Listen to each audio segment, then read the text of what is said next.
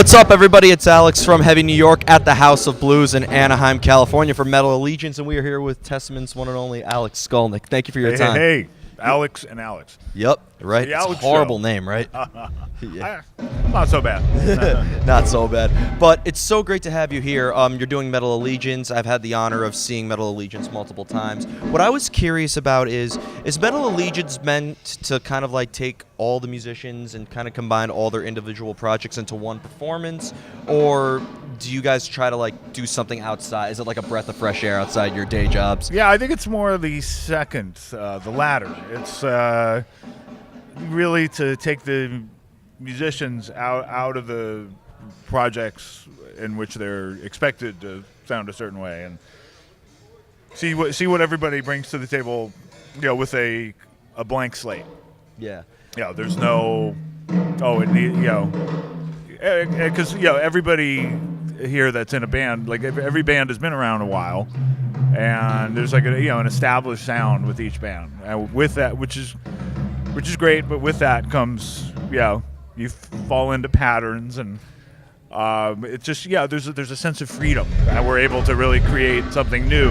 Yeah. By working together, we're all friends. Yeah. And we're usually so busy with our own bands.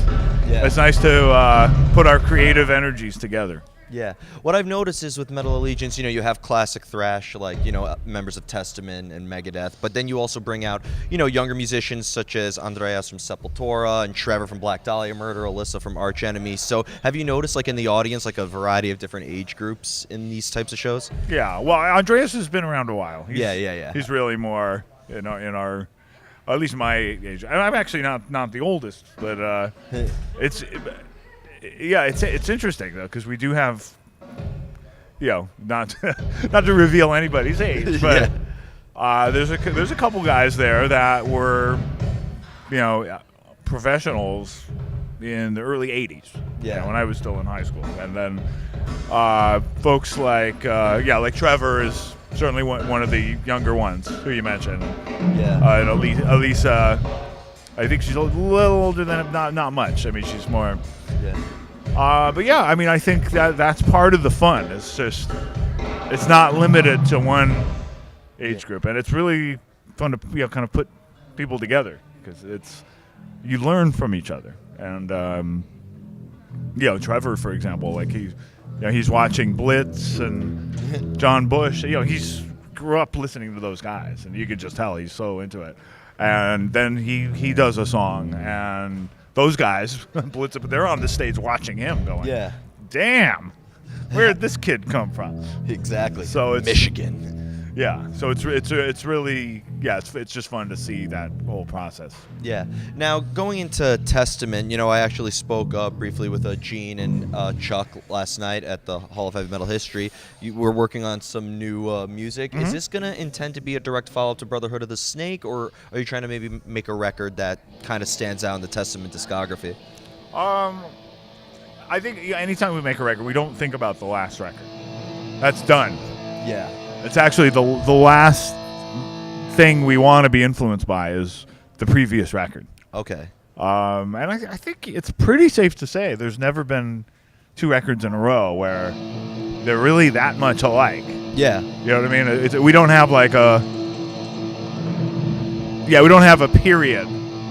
Yeah. We never had our emo period or what. I mean, I'm kidding, obviously. But, sometimes. You attract a lot of attention with that. Yeah, that's true. But sometimes bands release a pair or a series of records where there's a big similarity, and we've never done that. So I think it's going to be starting fresh, and we'll see where it goes. Once it's done, then we'll be in. You can interview me again, and it'll be a different cover, and then I can say, oh yeah, well it came out.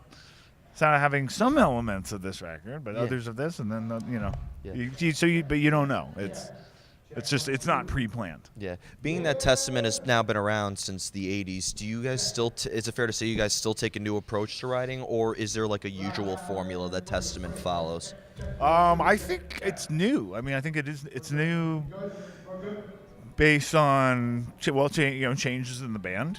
you just mentioned Gene, Yeah. who wasn't there in the first. I mean, he was out, obviously Yeah. making music, but he wasn't part of the organization at that. The first wave of the band. So that that's different, and then just the life situations of everybody. Yeah, I moved to the East Coast Yeah. in the late '90s, Yeah. so my working with them is more. It's more planned. It's planned on and also technology has changed. Yeah. So technology has made it very possible that.